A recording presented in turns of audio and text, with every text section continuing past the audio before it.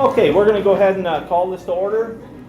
We'll start with a prayer, and Glenn has agreed to lead us in the opening prayer.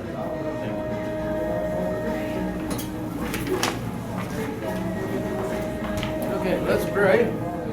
Father, we just thank you. Thank you for your blessings. You have blessed us so greatly. Thank you for the freedoms that we have in this country. Thank you, Father, for the reprieve you've given us with President Trump. I ask, Father, for divine protection for President Trump, his family, his inner circle, and those who protect them. And Father, I just ask that you would lead this meeting, that you would be with us. And I pray, Father, for our country, that you turn us back to you and awaken your church to war against the enemy in the spirit, Father. And I pray, Father, for our government, that you would reduce the power of our federal government and restore it to the states and the people. And I ask this in Jesus' name. Amen. Amen. Thank you, Glenn. It is tradition here for the oldest veteran present to lead us in the flag salute, and I'm guessing tonight that Alan Weldon is probably the oldest young-looking veteran here tonight to lead us in the flag salute. Alan, where did you serve, by the way? Air Force. And what years? From about 68, 71. 68. Oh, did you go outside of the country? Okinawa was as close as I got to Vietnam. Okay, very good. Very Thank good. you, sir, for your service. Yeah, thank you for your service. Absolutely. Allegiance to the flag of the United States of America and to the republic for which it stands, one nation, under God, indivisible, with liberty and justice for all. Okie doke. We are going to sing God Bless America. You can sit down or stand up. It doesn't make any difference. I don't want to do a solo, so sing with me. God bless America, land that I love. Stand beside her and guide her through the night with the light from above. Very good. Play ball. Okay. Aside from our speaker, who I think by now everybody knows, we have Dan Hawkins here, the majority leader. It's an honor to have you. We have another member of the House. We have Bill Riley here, Bill, and we have Glenn, who is a county chairman in Sumner County. And do we have any other office holders? Okay. All right, very good. The minutes are on the link that's posted here, and Brian has been doing an outstanding job of putting them up. I really like the way he's cutting them and piecing them together, making them fit into a little bit smaller time period than what the meeting goes without losing any content. And so very, very good. In fact, let's give Brian a hand for his work on this. It sure beats the old way of doing minutes, and you can't argue it. If you have a question, if you want to go back and look, man, it's right there. He's very good about getting everything, so I think it's a super way of doing it. I do have a treasurer's report posted on the back. The numbers look larger than normal because we are covering all the way from April 25th up to today. So we've got literally 4 months of things like the bank charges and the credit card accounts and all of these things. So the numbers look bigger, but when it all comes out in the wash, it looks about the same. So this is actually the responsibility of Troy Newman. I actually do it, and he says keep me out of trouble. So it balances to the penny. So I'll accept a motion to approve the treasurer's report as published, unless you have any questions about it. I stand for those questions now. So moved. Glenn has moved that we accept the treasurer's report as published. Do we have a second to that? Myron, yes, giving us a second to that. Myron Ackerman. All right, thank you. So all in favor of accepting the treasurer's report as published, signify by saying aye. Aye. All opposed, same sign. That motion carries. Okay, we're already down to introducing our majority leader, the Honorable Dan Hawkins. It is my pleasure. Dan has served now 6 years in the House of Representatives. I've continued to hear good things about him, you know, I served as a lobbyist during his first term there on the fluoride issue and then on heartbeat legislation. And so I'm very pleased with the job that Dan is doing, and I hope that he, I think he'll be maybe running for governor someday. I think that's a possibility. so we'll see what happens. But anyway, right now we've got a really good majority leader. And was it you I told, or who did I say? They said, well, what does majority leader mean? I said, it's the same as Nancy Pelosi, only not Nancy Pelosi. Yeah. So anyway, we'd much rather have you than Nancy Pelosi, I'll promise you that. So take it away, Dan. Thank you for being here. I guarantee you, I hate being compared to Nancy Pelosi. Yeah. But that's okay. She's got a job to do, and she's doing it. We've got a job in our state, and we're doing that. This last session was probably one of the most difficult sessions I've had in 7 years. This is my 7th year up there, and we had a brand new governor of a different party. So this is a brand new item for most of us. Actually, in the House of Representatives on the Republican side, I think there were only 7 members of the Republican caucus that was there during Sebelius's reign. And so for most of us, working under a Democrat governor is a brand new experience for us. It brings a whole litany of new ways of having to deal with government. And just to kind of show you how it kind of started out, you know, we knew everybody throughout government in Topeka. We knew the people who were running it. We knew the legislative liaisons for each of the agencies. And it was about 6 weeks into session before we knew who we could talk to. Literally, the governor did not put that information out. Actually, one of our members, and I can't remember who, but I think it was probably somebody in your area, one of the offices over there. I'm talking about Bill's area of the Capitol. One of the assistants over there actually got on the phone and started calling all the agencies to find out who the legislative liaisons were, so we would find out who we could talk to. And then about 2 weeks ago, finally the governor came out with a list that she sent out officially to the leadership, and the speaker put it out last week. So 6 months into her reign, she finally lets us know who the people are we could talk to. So that just kind of shows you how it went. It wasn't an easy task for us to work with, because we literally did not know who the people were out there in government, and that was something, you know, to compare and contrast to Sam Brownback. When he came in, he had literally all of his appointments made before the legislature even started. He had a list of everybody to talk to. I mean, he had it down to a fine-tooth comb who we were going to deal with. So it's a totally different situation. Well, this year presented us with many, many different opportunities as well as challenges, I guess is the way you put it. K through 12 education was probably the first of the big 800-pound gorillas in the room.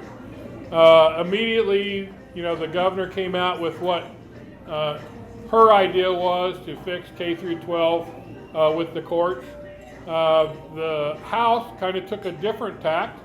The House really wanted to concentrate on finding ways to actually move the needle by outcomes. You know, putting forward policy that would actually move those outcomes in the direction we wanted. And so we spent our K through 12. Are you on, Bill? You weren't on that. We had a pretty good group on the K through 12 budget committee. They spent really about the first 6 to 8 weeks doing nothing but trying to figure out what they could do as far as policy to get the outcomes we wanted. What are the outcomes we want? We want kids ready to go to college or go to trade school, but post-secondary school, post-secondary education, or be ready to go to work. You know, if that's their choice, be ready to go to work. To graduate high school, that's a big thing. And so they came up with a bill that was going to do that, and unfortunately in the House we weren't able to get that passed. Actually, we passed it out of the House, we couldn't get it past the Senate. The Senate came up with a bill that really mirrored the governor's recommendation, what the governor's plan was for funding K through 12 education. They passed it out. Of course, it came over to our side. We couldn't get ours past their side, and really we weren't left with much in the way of a way to fight that situation, and it passed fairly easily. And it put $360 million worth of new money into K through 12 education for this next year, or for this year. And then the biggest thing is it put $100 million in cost of living increase every year from here on. So every year from here on, until the legislature is able to change it, the K through 12 is going to get a new $100 million worth of new money. So every year it's $100 million more. Well, it doesn't take long to figure out what's going to happen. And in fact, you know, the leadership of the House said early on, if we do this, what we're going to have is we're going to have a situation in 2 years where we can't pay the bill. We literally don't have the money to pay the bill. Just about a couple of weeks ago, the budget committees have met again. They've got a new run, a new projection. We call it a run. A new projection of what it's going to look like. And sure enough, at the end of fiscal year 21, we will be out of money. So it'd be into the calendar year 22. So in calendar year 22, we're out of money. Well, guess what? That's right when Kelly is running for governor again. So that's going to make an interesting situation for her. How is she going to be able to keep government running if she's running out of money? Well, she's going to have a couple of choices, and it's bad choices. Raise taxes. Who wants to raise taxes? Nobody wants to raise taxes. Re-amortize capers. We fought her off on that this year. This year she came out with a plan to re-amortize capers and take it out another 50 years, which is going to cost us $7.4 billion as a state. So that would be another thing that she could do in 2021 or 2022, in those calendar years, is to re-amortize, take money out of capers, and help fill that hole. So she's got some really, a situation really building up where I don't think that anybody's going to really appreciate what's going to have to happen. Since I've been there, since 2012, literally every year, well, let's go back to Brownback. Brownback's tax cuts. You know, Brownback's tax cuts weren't the problem. The problem was that we didn't control the spending to go along with it. If you cut taxes, you have to cut spending correspondingly. So if you're going to cut $1 billion in taxes, you have to cut $1 billion in spending. That was never done. Was that Brownback's fault? No, that was the legislature's fault. The legislature did not cut. And guess what? We really haven't ever cut. You know, there have been some cuts that's made, and back during those 6 years, there were several cuts that were made, but not enough to do justice to the tax cut. So therefore, we ended up in a situation a year ago where we were in pretty bad shape, and of course, in what was it, 2017, I believe it was 2018. Oh, thank you very much. I think that helped. Oh, yeah, sorry. That, I should have done that. Thank you. Yeah. I'm sorry. Literally in that year, and I think it was 17, was when they passed the tax increase. I believe it was 17, not 18. Either way, now we got all this money. She's going to start out. She started out her first year with $900 million in the bank, and by the time she gets done, we'll be dead broke. That's not a good situation to be in. So that's K through 12 is really the big piece of that. K through 12 is what's really caused us probably the most problem. Is we put $1 billion of new money into K through 12 over the last 3 years, over $1 billion. So that's a big one. So we had two tax bills this year. We had Senate Bill 22 early on in the session. A lot of you have heard about Senate Bill 22. And basically what Senate Bill 22 was, it was all about giving back actually taking Kansas out of the way and giving back the tax cuts that Trump did a year ago. Those tax cuts caused a situation where we are hooked. Kansas is called a rolling conformity state, where if you can itemize on the federal return, then you can itemize on the state return.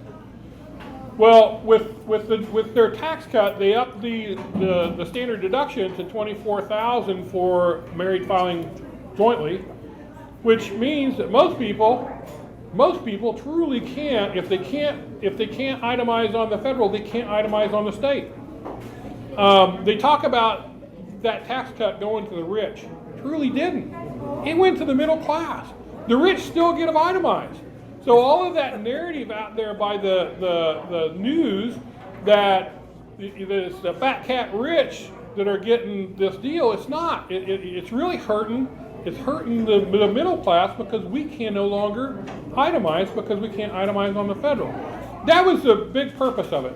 There was also a piece for businesses on repatriation of money coming from, bringing it back from foreign back into the state. Also foreign dividends. There was a tax on foreign dividends. All of that together made up the situation of taking care of what our federal government did. In addition, we were going to give back, we were going to take a percent off of the food sales tax. Realize that the food sales tax in the state of Kansas is I believe it's the second highest in the nation. We're the second highest in the nation on food sales tax. A lot of states don't even have a food sales tax. Many states have less than full boat on their food sales tax, but we pay full boat on food sales, on our sales tax for food. So it was going to originally in Senate Bill 22, it was going to lower it 1%.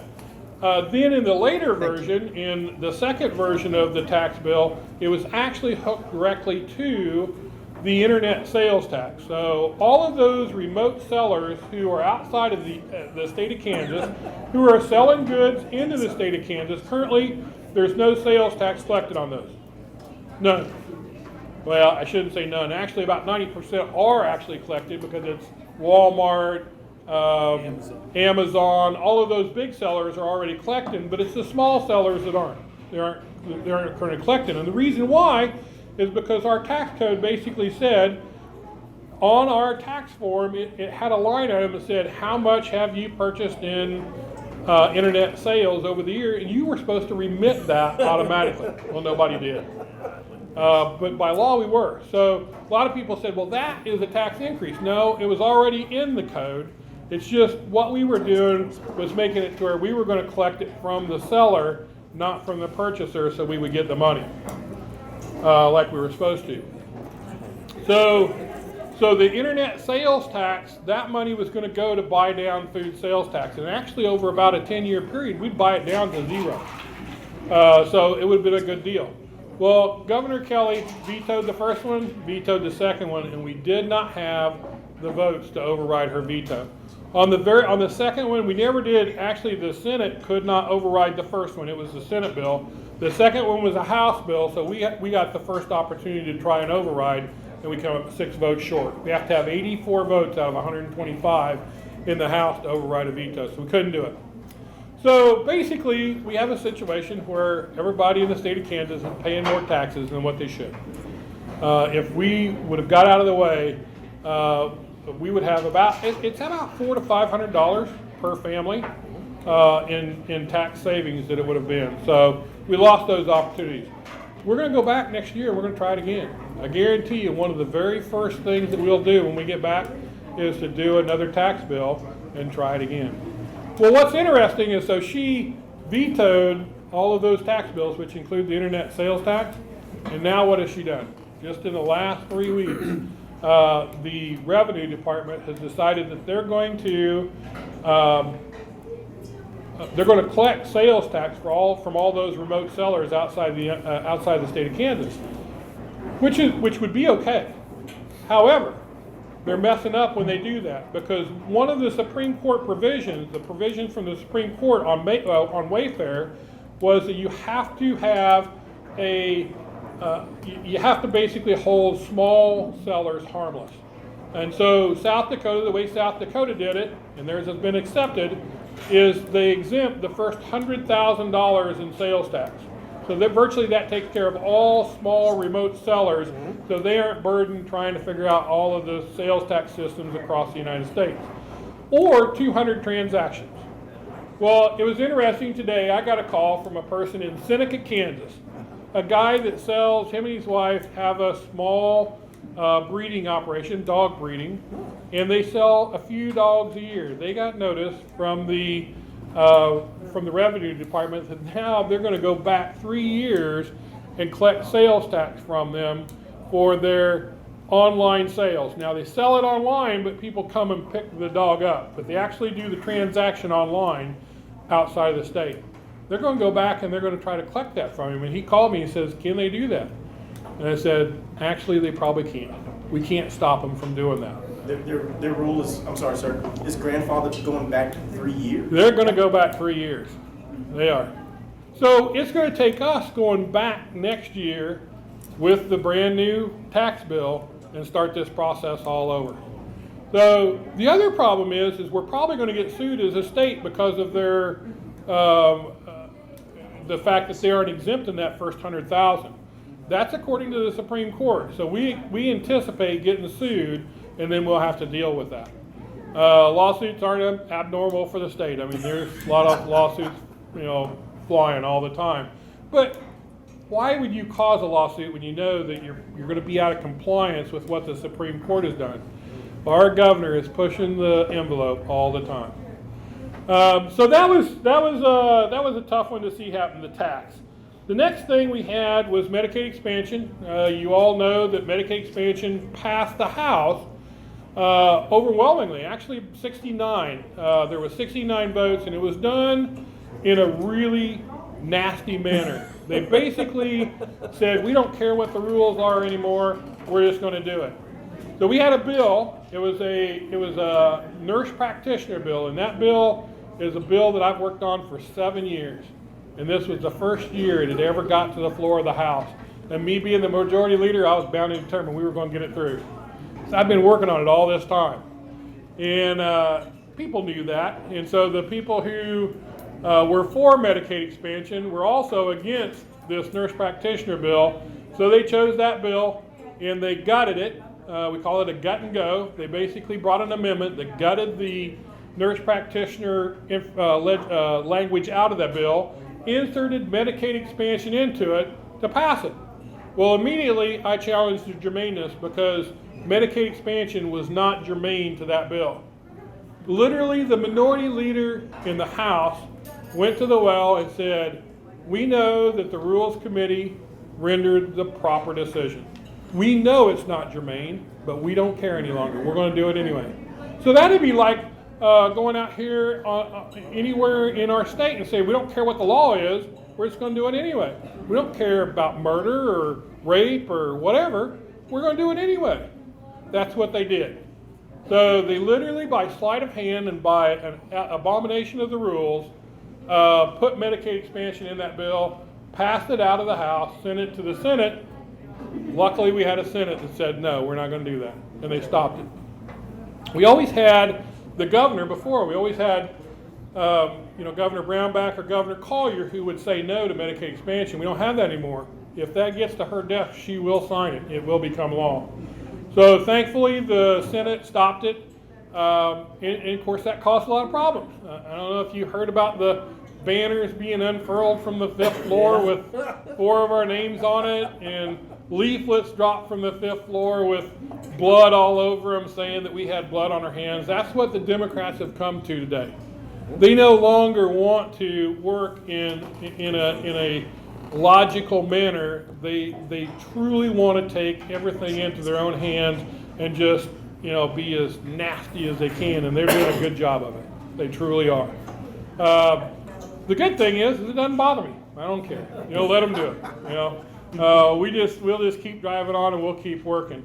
So they didn't win the Medicaid expansion. That was probably one of Governor Kelly's biggest things. She wanted Medicaid expansion. She didn't get it. She actually called 4 of us in to her office, called me and the Senate Majority Leader and the 2 health chairs into her office for a 4-hour meeting. And after an hour, she could see we weren't going to capitulate to her demands, and so she canceled the meeting. She shut it down. She literally wanted to strong-arm us into doing Medicaid expansion. Said, "I'm well published. I've been written. I've talked about it. I'm not moving." My answer is no. So we made it past that. That was a big win, not having Medicaid expansion. Most people, most people don't understand what Medicaid expansion is, and I want to talk about it just a little bit. I don't even know how much. Ruling Medicaid is what it is. Well, actually, so Medicaid expansion. So Medicaid, we serve 13 different populations currently, all the way from kids who are in families under 250% of the poverty level, pregnant women, frail and elderly, physically disabled, mentally disabled. We call those intellectually and developmentally disabled. 13 different populations. Medicaid expansion is not what people think. If you go out and talk to people about Medicaid expansion, they think you're just expanding and covering more of those people. No. Those people are already covered. We're taking a whole brand new subset of people, a new population, working age adults, 19 to 64, predominantly working adults. There are a few of them that are, I should say, able-bodied adults. They can work, they don't work.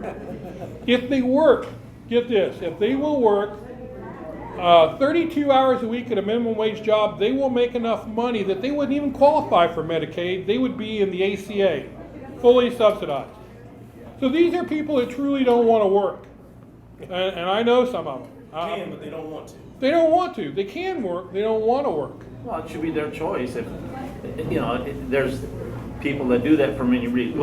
I'll get this on the question, but So this is a group of people that should be working. So the cost of this is $100 million to the state of Kansas. How many times have you heard them say, the press out there, except for Bill Riley, and Cheryl, I guarantee you Cheryl wouldn't say it. How many times have you heard people say that Medicaid expansion is free to the state? It's not. It's not free to the state at all. The cost to us is $106 million. That's the hard cost. Now the federal government, that total bill is about 900 and some million a year. Federal government's going to cover 800 million. We'll cover about 100 million. That's how much it costs. So yes, the federal government is going to pay a pretty good chunk of it. But what happens if the federal government gets to where they don't want to pay it? Yeah. And that's the scary part. If they went to what we call the FMAP is the match that the federal government makes compared to the state government, what we match. If we went to the normal match of 55-45, it would cost us $500 million a year. And you say, well, the government won't do that. Really? They have on other things. They start programs all the time and shift them to the state governments and say, we paid for it for a while, we just can't do it anymore, you all pay for it. Well, they're going to do the same thing. Even Obama said that the Medicaid expansion was not a sustainable model, and it's truly not. So we fought it. Haven't we fought it, Cheryl? We fought it hard, and we've won for 5 years now, but next year is a whole nother year. And we don't have the votes in the House to stop it. We just don't. There's about 70 votes in the House for it at any given time. You only have to have 63 to pass it, so they can pass it through the House. Our only hope is that the Senate remains strong and the Senate does not let it go. We'll have to see how that goes. We just don't know at this point in time. So that's Medicaid expansion. Glad we didn't get that passed. And then came the budget. So that was an interesting time in our time in the House. The budget came towards the end before we left for break. And actually, no, actually the budget came when we got back. We got back, we took the month of April off. We came back for veto session. The only thing we had left to do was the budget. We started work on it on Thursday, and the moderates and the Democrats decided they were going to hold up the budget and stop it until the Senate voted for Medicaid expansion. That wasn't a real good thing to do because the Senate really doesn't like the House. You know, anytime the House tells the Senate what to do, the Senate just kind of bows their back and says, we don't care what you say, we're not going to do it. And, of course, we do the same thing. If they told us what to do, we would do the same thing. So it really wasn't a real smart move. It wasn't something that was going to move the needle. But those folks thought, you know, it would work, and it did. So for 2 days straight, they held up the budget. And literally, how did we break the budget? Basically, and Cheryl and Bill will remember vividly, we basically kept people in their seats for 12 hours a day, sitting there, just sitting there waiting for something to happen.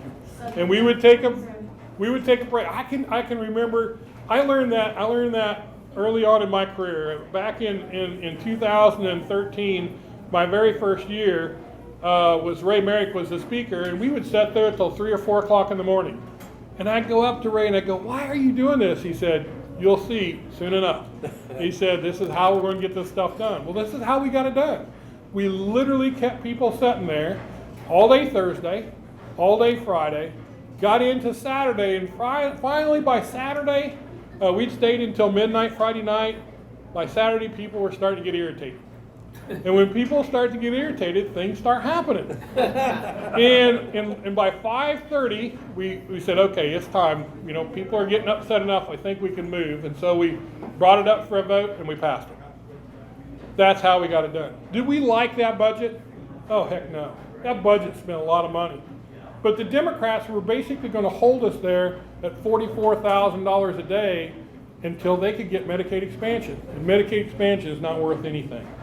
And so it was better for us to go on ahead and get a budget passed and get out of there than to sit there for another 10 or 12 days until they finally figured out that things were going to not go their way. And so we busted their little stalemate. We were able to get the budget passed and get out of there. Well, since then, you would think everything would be over. But our governor is a governor that keeps on giving. She doesn't stop. Shortly after we got out of there, I don't know if you guys remember, back in 2015 and 16, we passed an item called the HOPE Act. And what the HOPE Act was it was a reform of the welfare system. It was welfare reform. If you remember back during that time, people could literally go with their TANF card, which is just like a credit card or a debit card. They could go spend their money at a liquor store, they could go spend it at the casino, they could go spend it at a strip joint, they could spend it on at a smoke shop, they could go on a cruise. There was no limit where they could spend that money. And so we put big limits in there. We actually named places that they could not spend that money. In addition, they could take that TANF card and they could go to a ATM machine and get all the money out that was on that card in cash. And then they could spend it anywhere on anything. And so we put limits in there to limit where they could spend it, and also that they could only get $60 out of an ATM machine with their card each day. That was the max per day that they could get. Well, you would have thought we were the worst people on earth because we did that. But that was just a small piece. That was really trying to take care of the fraud piece in the HOPE Act. The biggest part of the HOPE Act was instituting a work requirement. And literally that work requirement has paid dividends over and over and over again. Literally, that work requirement is a very stiff work requirement. You have to either be working, trying to find work, getting education to get work, volunteering. There was several more. There was like 7 or 8 pieces. So it was a really robust work requirement. And literally, after a year, our welfare dropped. 70% of the people went back to work. Why? Because they only were on TANF because they didn't have to work. Once they had to go back to work, they went back to work. Well, Republicans, and I said this from the well of the House floor. I said, they were demonizing the Republicans because of this work requirement. I said, why would anybody want people to not even survive on $500 a month? That's what we're talking about. It's $500 a month. That's not surviving. That's not living. Why would anybody I wouldn't want anybody to live on that. I want people to thrive. I want them to go back to work and be self-supporting and be able to take care of themselves and actually thrive and be able to have the money to do the things they want. You can't have the money to do things you want on $500 a month. So TANF is nothing more, it should be nothing more than a stopgap to get you from where you're at to back being self-supportive. And that's what it did. She didn't like that. Our governor did not like that law when we did it. Matter of fact, on the Senate floor, she brought amendment after amendment after amendment trying to do away with that work requirement. So when she became governor, she decided, I'm going to skirt that work requirement. So she decided to do that. She put out a memo. Her people put out a memo that said, we're going to use it's a 15% credit from it's a federal government program. We're going to use these 15% credits that we build up to allow people to stay on food stamps an extra 3 or 4 months. I said, you can't do that. We have a law that says you have to abide by this law. She says, no. Well, she's right. She didn't have to as long as nobody made her. But I'm a bulldog. And I didn't stop. Literally, once I started down that road and I asked her to stop, put her on notice, I give it to her in writing. She said, no, we're going to continue. The very next day, I went to the State Finance Council, which I sat on. And the State Finance Council, one thing we do every year is do the certificate of indebtedness that basically gives us the cash from one of our agencies to make it through the peaks and valleys in cash flow. This year it was $275 million. We have to pay it back every year. So before the end of the fiscal year, it has to be paid back. So I made a motion to delay that certificate of indebtedness until the agency came into compliance with our statute, with our law. And problem is I couldn't get the votes. Couldn't get the votes even with my Republican friends. They wouldn't vote with me. The only person that would vote with me was the Speaker of the House. He did vote with me, but everybody else kind of abandoned us. And so I pulled the motion, and we went on ahead and did it. And then my next deal was to go to the Attorney General. So we spent the next 2.5 weeks putting together the best case we could of why she couldn't do this, why she was skirting our statute. Took it to the Attorney General. He studied it. He agreed and basically gave her a week. And if you don't stop, then I'm going to take you to court. She stopped. She flinched. She saw that she knew that she couldn't do it, but until somebody stops her, she can do anything she wants. And so that's what we did, is we put a stop to it. Well, she's continuing to do that. I mean, it's going to be something that we're going to be chasing her probably for the next 3.5 years. So the next thing she did was she put a stop to the reading roadmap. That's a big deal. That's a proven system for kids to help them, have a good outcome in school. JAG-K program. She's now come out and said that she's not going to fund JAG-K. JAG-K is a program that takes at-risk high school students and makes sure they graduate. And it's an awesome. It probably has what, 98%? 98% of the kids who start in that JAG-K program, actually graduate. What more could you want out of a program? It's a very successful program. But you know what those two programs have in common? Sam Brownback. They were started by Sam Brownback, and so she doesn't want them to continue. Anything that Sam Brownback had his imprint on, she wants to be on. So can you tell us if the reading roadmap, my mouthful, if the funding deal is true or not true? Yeah, so if it's what? If the funding thing is true or not true, why? Why she cut it?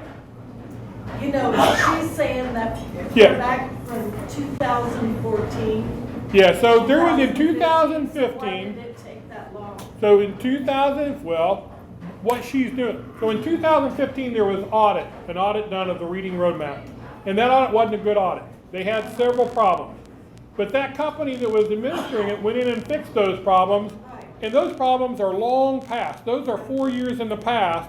That program has actually worked out very well. But she used the 2015 audit and those problems back then as a reason to say, we're not going to do it anymore. So is that gonna hold up? Oh, yeah. She has the ability to do it. Yeah. So if it's not a statute, so that was a program that Sam Brownback started. Yeah.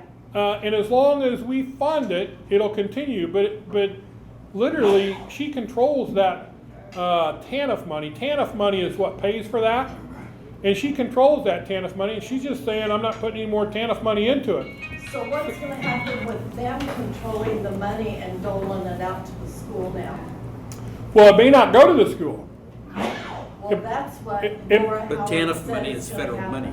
It could, it may not, it's up to them, what they do. They're going to now, what they're saying is they're going to personally administer a reading roadmap. Well, will they? Yeah, probably not. You know, they don't like it, they don't want it.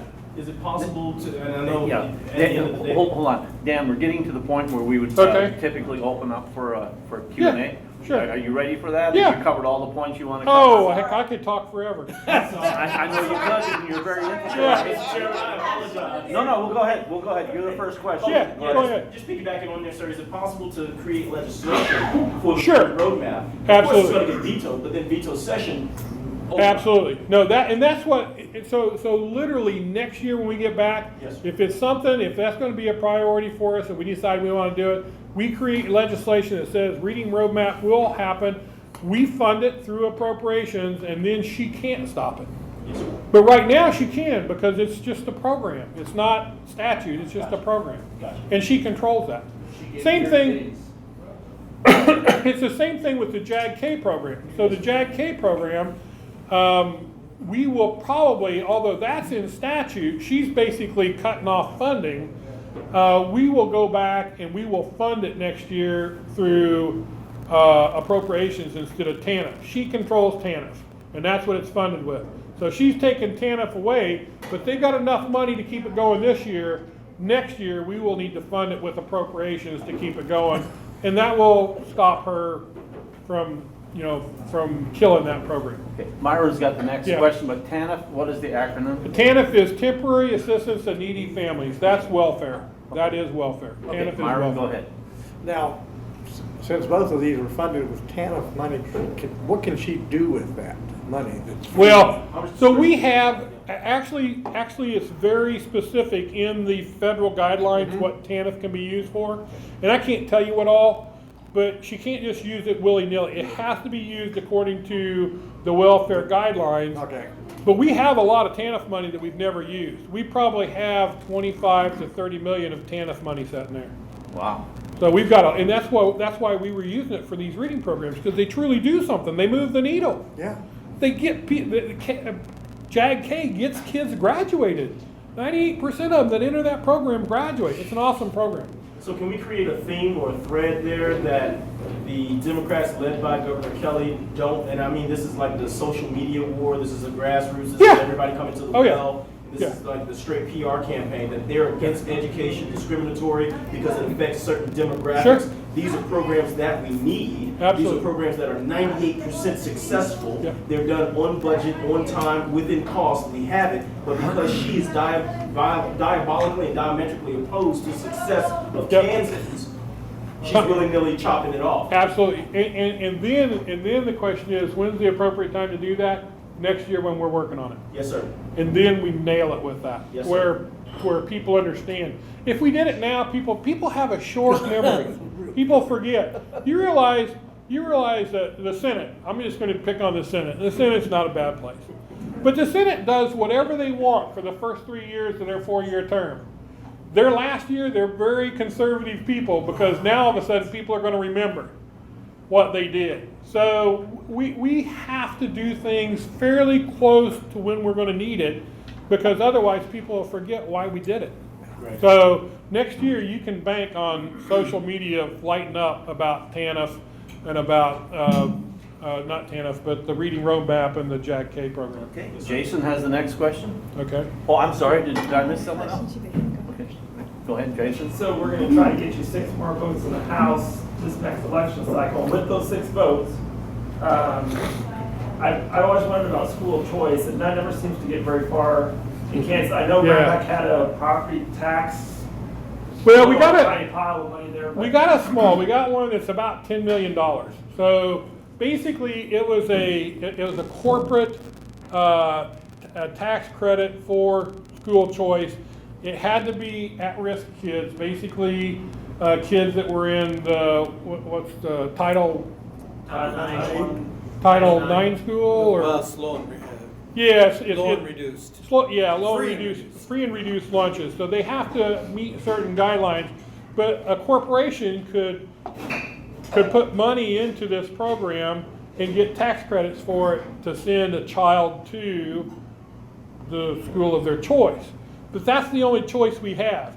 What you're talking about is true school choice, which many of us want, but I always tell everybody, in the House we have to have 63 votes to pass anything or to kill anything. In the Senate we have to have 21 to pass or kill. We don't have 63 votes for school choice. We've got 50. That's what we've got.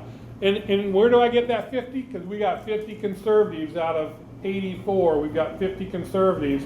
And those are the ones that are concerned about school choice. The moderates and Democrats will vote against school choice every time they get a chance. Yeah.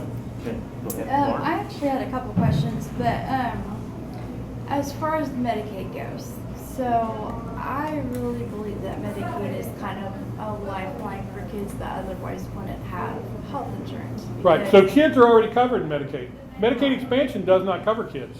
Okay, so that was going to be another part to that. Yeah. So what exactly does Medicaid expansion entail? Like what is It that? covers adults 19 to 64, predominantly childless adults, because kids are already covered in Medicaid. They're not a part of Medicaid expansion. 19 to 64, it's people just like you and me. We could be out there working, and if we worked, we'd be on the ACA. If we don't work and we don't have the money, we can't be on the ACA, so they want Medicaid. They want free health care. But it doesn't, that's one of the narratives out there, is that we're hurting the kids. No, we aren't. Kids are already covered. Okay. But they're telling you that this is going to help the kids. Yeah. No, it doesn't. And Not children at all. are dying.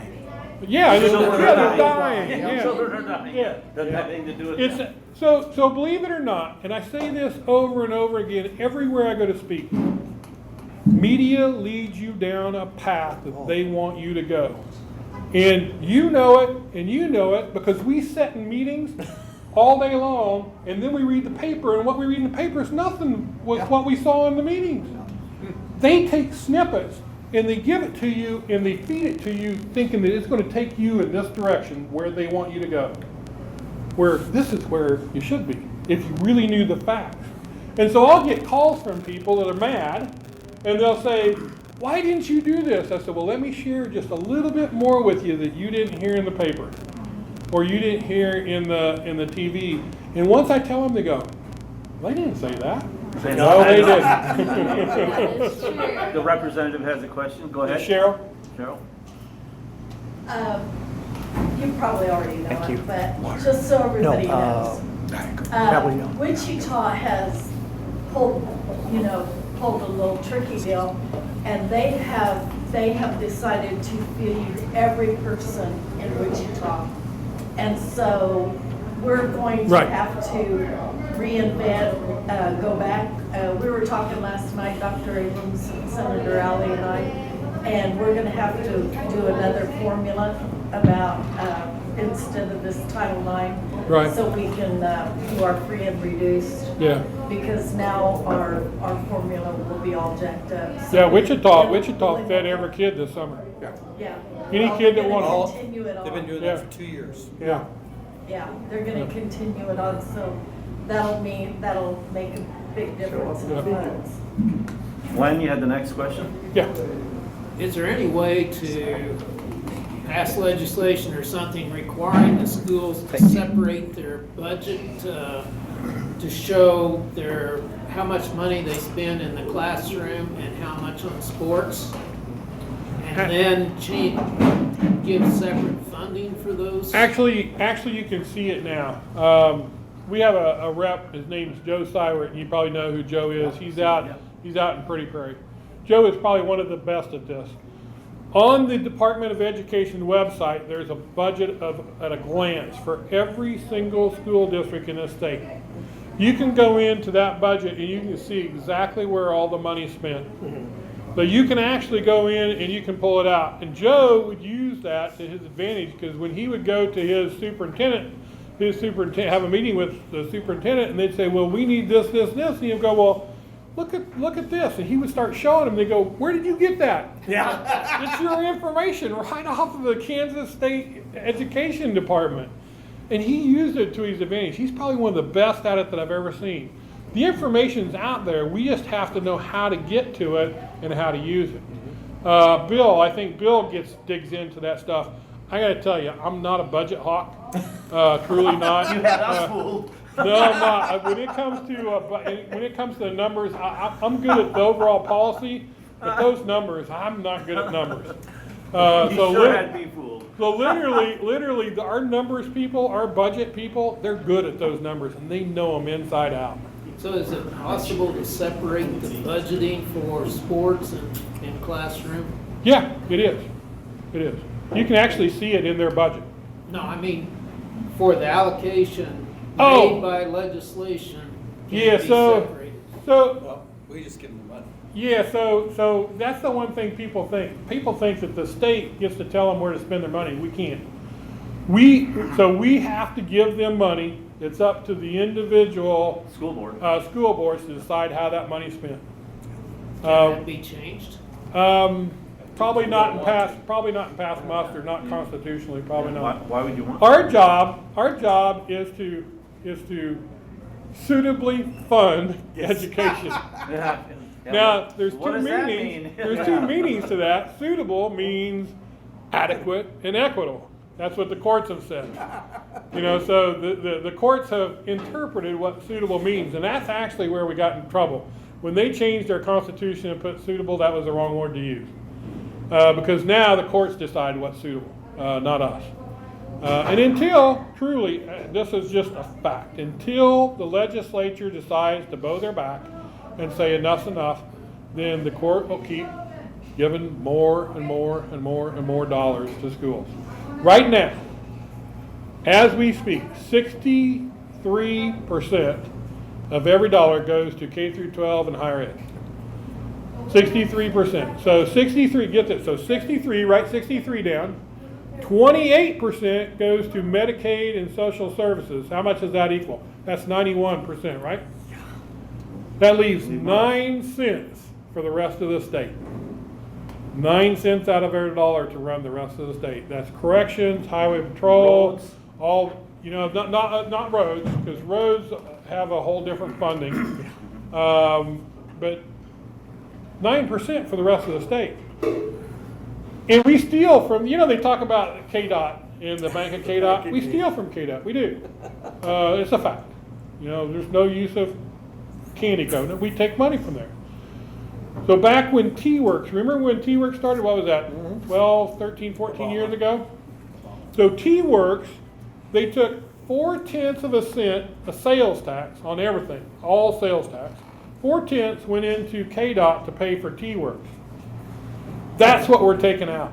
And that's about $500 million a year that goes in there. We'll take, I think we took $400 million of it out this year, 300 or 400. That's where we're stealing money. All of the fuel tax and all that stuff, that's locked up. We can't touch that. That's part of the Transportation Trust Fund. But that sales tax is what we take out. And we'll probably continue taking it out, because without it, we can't make it work. We have to take it out to make it work until we start cutting our budget. What does that cover?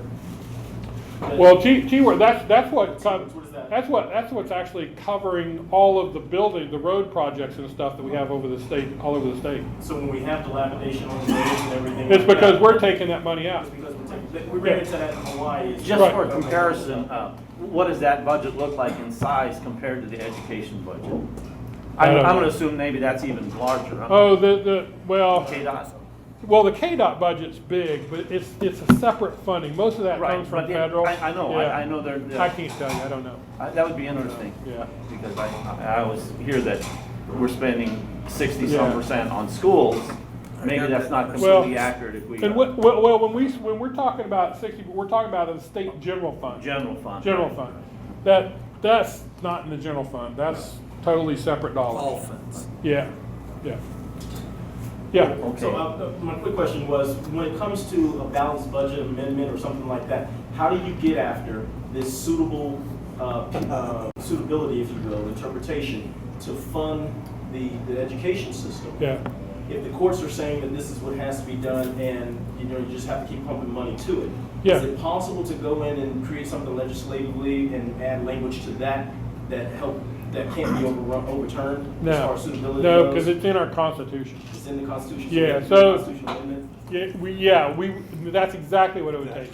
For us to fix this problem, we'd have to have a constitutional amendment to change the language on the funding. But to get that, we have to have 84 votes. We don't have them. You gotta have 84. Okay. So- Brian, you haven't had a question yet. And there's no way to just, to make legislation to define the word?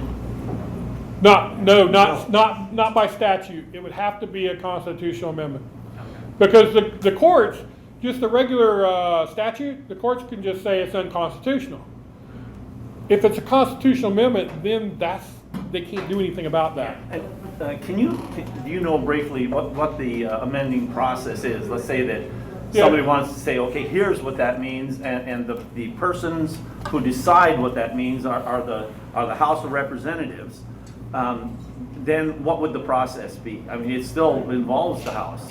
Yeah, so, hold on just a second. So highways, Oh, thank you. now you're talking about all funds. Highways is 27, is that 27 million? Yeah, that's 27 million. That's out of our state general fund though. I think it's. No, that's all funds. That's all funds. All funds. So highways is 27% of all funds. All funds. Not state general But fund, the all funds. general fund would grow Yeah. to So, General fund is part of. part of all funds. yeah, right. so, But it would change that 63% So- to education. so when Well, you that- look at all funds, that's not adding up. Well, I'm just curious as to which one's more. Just so you get a. I think picture. it's very comparable to what we spend for mental health. Yeah, so if you look at Health and Human Services, it's 5 billion all funds. Highways is 866 million all funds. Highways is not much then. No, highways My is not a gosh. big piece. Our big piece is education and Health and Human Services. That's where all the money's at. Wow. Yeah. Dang, you're good. Thanks, sir. And what money that transportation does have, they keep taking. Yeah, so the piece that we're taking is not a part of the transportation fund. The piece we're taking out of KDOT is the sales tax, which is just something that we put in to help pay for all of those projects over the years. Yeah. Okay, so who has not had a chance to ask a question? There being none. So hold on, before we Go ahead. finish, I want Yeah, to say wrap one more this up. thing. So constitutional amendment, you're gonna see several constitutional amendments come out of the legislature this next year. We're gonna have a constitutional amendment on life. We have to, because Right. the courts have basically said that in Kansas, abortion's legal. So we're gonna have to have a constitutional amendment on life. We're probably gonna see a constitutional amendment on the courts, on the Supreme Court. Yeah. Yeah. Who controls the school budget? No, actually, How do we select how we select them. Oh, okay, how how we to select our justices. Supreme Court justices. Okay. That needs to be And done. validate them. Yeah, so it'll probably be like the federal model of, you know, the governor appoints and the Senate confirms. That'll probably be how it would go. You're probably gonna see a constitutional amendment on the non-economic damages cap that the courts did away with. So basically what we're gonna see, and we already saw it, the first case just happened, where a malpractice case hit and it went well over $1 million. In Kansas, we've always had a cap of $250,000 to $300,000. The courts have invalidated that, said it's not constitutional. And so basically people can sue for the moon now. We will have a constitutional amendment on that. There's attorneys working on it right now. So that's 3. There's also currently one that's already passed from the Secretary of State on, what was that? We passed it this year. Not on the redistricting kind of thing? Yeah, it was on College campuses, that one? that and the military. It was being able to get those votes in time. So there's a constitutional amendment on that. So we could have as many as 4 constitutional amendments. So a constitutional amendment takes 84 votes in the House, 27 votes in the Senate, and the majority of the people who vote in that election to pass that constitutional amendment. It's going to be extra important for us to get those constitutional So amendments it done. doesn't even get on the ballot for the people in general? Unless you put it there? That's right, unless we can get the And that 84 and takes 27. 84%? 84 Or no, you're talking, Votes. in the House, 84 votes in the House and 27 what is in that, the Senate. 2/3? Two-thirds. 2/3 of both bodies? Yep, Okay. absolutely. All right, very good. Thank you Yeah. for explaining. I'm so sorry, Mr. Leader. Me and Representative Sherwood, we were just talking about that same thing, talking about the 84 piece. Yeah. When you know that you have a conservative pool, a moderate pool caucuses with the Democrats, goes out to the governor's house and everything like that, what is the plan of action to either identify, weed out, replace said moderates, rhinos, whatever the case might be, so that we can actually get constitutional amendments on life, 1610, 1604, these types of things out of committee, out of the Senate, reconciled, get the appetite for what we need. You know, it Push all- training to pull them in and say, here's the grand priority, what does it take to get you on board? Well, there's certain items that it's easier, but yeah, that's what we do. Literally, we have to go person by person and work with them and try to figure out what makes them tick to get them to vote for it. That's how we actually got the budget. Literally that last day of veto session, we were on the phone. The speaker and I were on the phone for 2 straight hours, calling member after member after member, trying to get them to vote. And that's what it takes. I mean, it takes a lot of work. Now, if you have a member who is moderate and you're replacing them with a conservative, you're not necessarily increasing your overall, you're not hitting 84, you're not hitting your 2/3. No. Yeah, let's say, the No. 84 is misleading because if you had 95% of the House and less than 2/3 in the Senate, you're out of the water. You're not even, you can't even reach the people. That's right.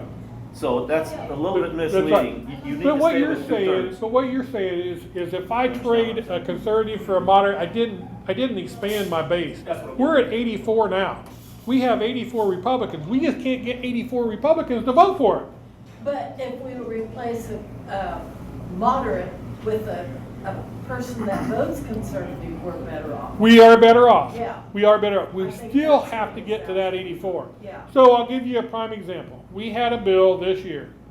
It was the abortion reversal pill bill. So RU 486 can be reversed within 48 hours. We had a bill, and all it did was require the doctor to give a person that was going to have the RU 486 the information. Information is power. If they have the information, if they have a change of heart, then they could say, hey, I want it reversed. They could make that happen, and we save a life. That's all that was doing. We needed 84 votes to override the governor's veto, and we got 83. We had one Republican that refused. And we worked and worked and worked on that one Republican, could not get him to move. There a Republican who votes with our party platform? Oh, yeah. He's not from The party Sedgwick County. platform says that. He's not from Sedgwick County. There's 2 Republican parties. Yes. Well, that's One another- Republican. That's another day. You're gonna make me throw a chair. That's a conversation for another day. Thank you a lot. Dan, this was Yeah. really interesting. This was really good. Appreciate it. Yeah.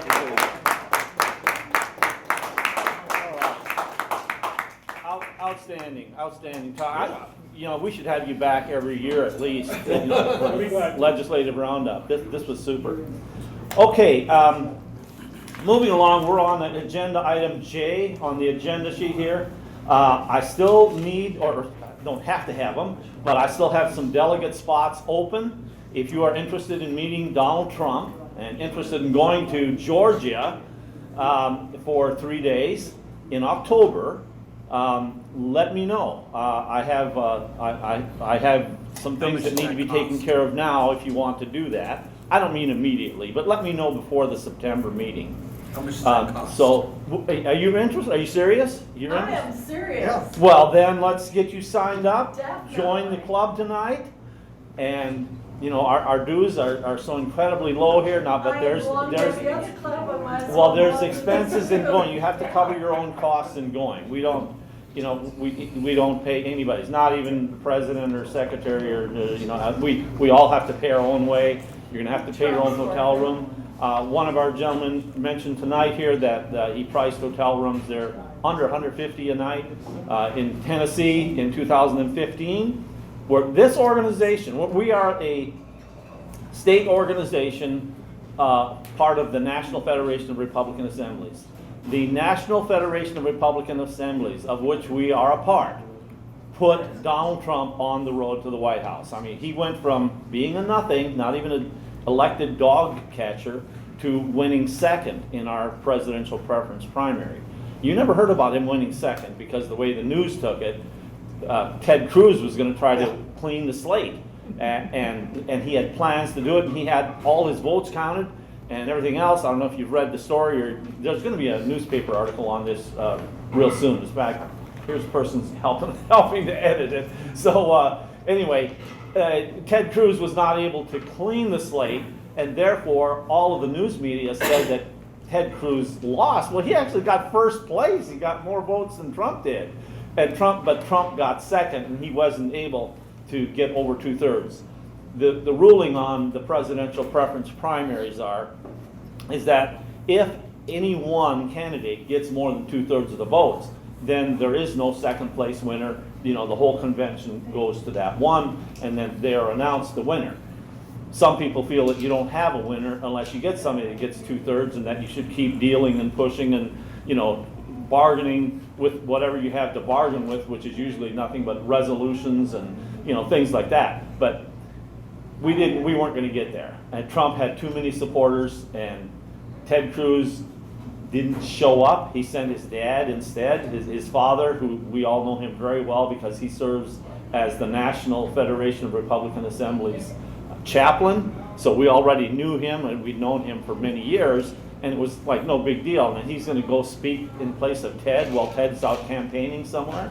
And we said, come on, it's sliding us. We don't like that. So we put Trump on the second place, and so then the media got a hold of it, and there was media there from everywhere. I mean, I didn't even know there was news media in South Africa, or not South Africa, fine, but I mean in small countries of Africa, media from all over Europe, media from everywhere. Is one of the most fascinating things that I've participated in politically, has been these presidential preference conventions.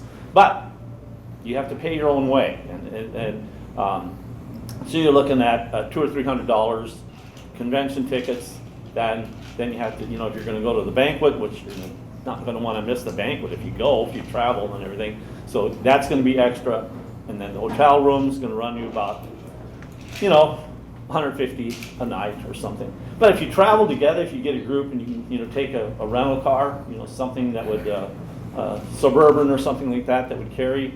Comfortably carry 6 or 8 people. You can do it quite cheap. If you're going to do it flying, you can add that to it too, and then you get really expensive.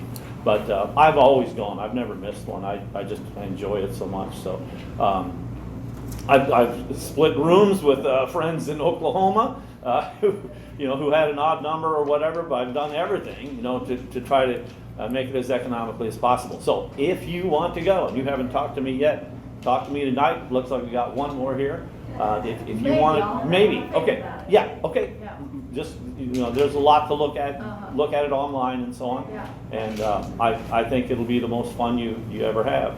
And I think that Trump will remember, who got him from nothing to getting first place. And the interesting part of the story is that there was only 2 states that held, Cruz was so close to winning this thing, and Trump being the big loser. I mean, the media would have had a heyday. They wanted that. They didn't like Trump from the start, and they wanted it. There was only 2 states that held it up. That was Kansas. That means me. I went there intending to vote for Rick Santorum, and Rick Santorum's campaign held him back because they thought it was going to be bad optics if people were running over the top of Rick Santorum to get a handshake with Trump or something.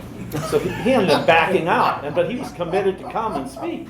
And anyway, so I was mad at him, and I said, well, I'm gonna just look into Trump, and of course the Ted Cruz people thought, oh, we got him because he's already 90% with us. Now he loses his favorite Rick Santorum. He's going to be on our side. I said, not so fast. I said, I want to hear what Trump has to say. Trump answered all the pro-life questions. Trump, everybody in here knows that Trump his pro-life stands, it's just like shocking. How did a guy that had all this garbage, about, treating women the way he treated them and saying the things he said, and he's on TV, you can go back 15 or 20 years, you got him saying all sorts of things about abortion, outright support for it, everything. How did he get there? I'll tell you how he got there. It was this organization, the NFRA.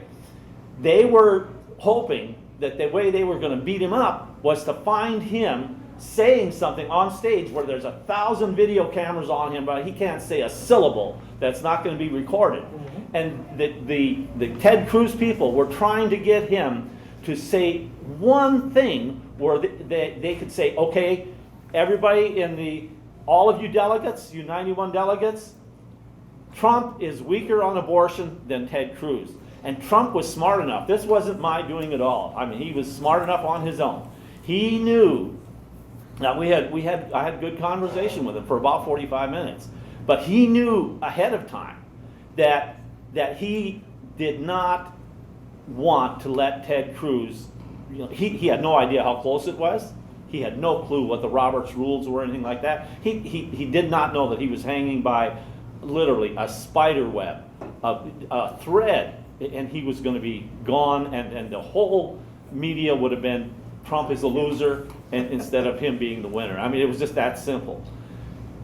Myself and a previous enemy, Sharon Ford, who's right now the president of the the Tennessee Republican Assembly, we both had the same idea.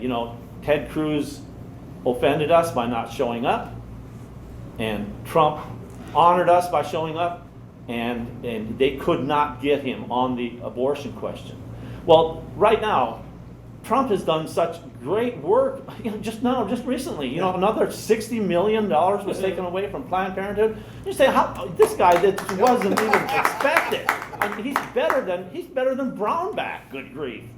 And so how did this happen? Well, it's because on that stage, the Ted Cruz people were trying to get him to say something. Give us an inch, give us a shadow of a crack of light somewhere where we can say Ted Cruz is more pro-life than Donald Trump. And he would not let them do that. He knew that he had to be more pro-life or as pro-life. You can't get more pro-life than Ted Cruz, right? I mean, well, if you know how, let me know. I mean, he's as pro-life as Dr. Jack Wilkie, the founder of National Right to Life, the late Dr. Jack Wilkie. So here, Trump was on stage ad-libbing what would become his abortion policy. And that's why you're seeing what's so unbelievable. But because he had all these cameras on him, he can't deny it now. And he's not a person to say one thing and then do another. He's not like, what was it, George Bush Sr.? Read my lips, no new taxes. Here we are, what? How many months? I mean, you just count the days. Oh, well, you know what? We're going to have to raise taxes. I mean, when, you know, I mean, he's not that kind of a guy. So I've talked enough on that. If you want to be a delegate, let me know. I'd love to have you there. It's going to be a fun trip. I promise you that. Okay, if you want to support the KRA, we have 3 levels, obviously, just a membership level, and then, you know, we have the Lincoln, the Reagan, and the Team Trump level.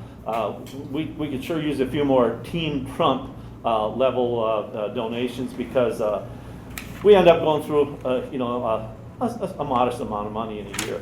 The Pachyderm Club, everybody knows about that, or should know about it. I'm a past president of that club, and a past founding member of the club as well.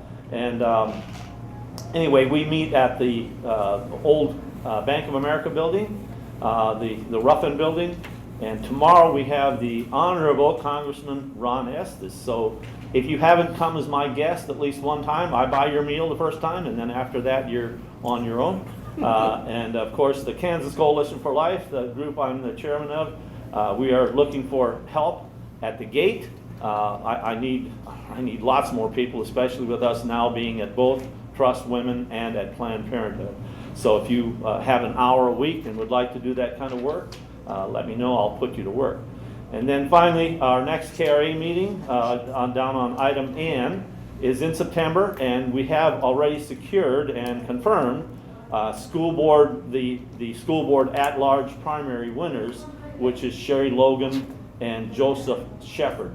I was going to ask, do you know Joseph Shepard? Very well. Very well. He's one of my fraternity brothers. Okay, all right, very good. So anyway, then that's the September meeting, and then in October we're looking at having a mayoral debate between Brandon Whipple and Mayor Jeff Longwell. So we don't have that one 100% confirmed yet. If we don't get that one confirmed, then the October one will go to the school board. Is it the 3rd district that has James Kilpatrick, one of our members, running against an unknown to me. So, no, Stan Reeser, I think, right? I don't know. Yeah, I think that's it. I know it's hard. These the non-partisan elections, I don't think that works good, and I don't think it draws enough people out. I think that's a bad thing about it. Okay, well, we're at the point where we will adjourn. If I have somebody will make a motion to adjourn. So moved by Myron Ackerman. Anybody second that motion? I'll second. Glenn Perdue is seconding the motion. All in favor signify by saying aye. Aye. All opposed, same sign. We are adjourned. Go get some food.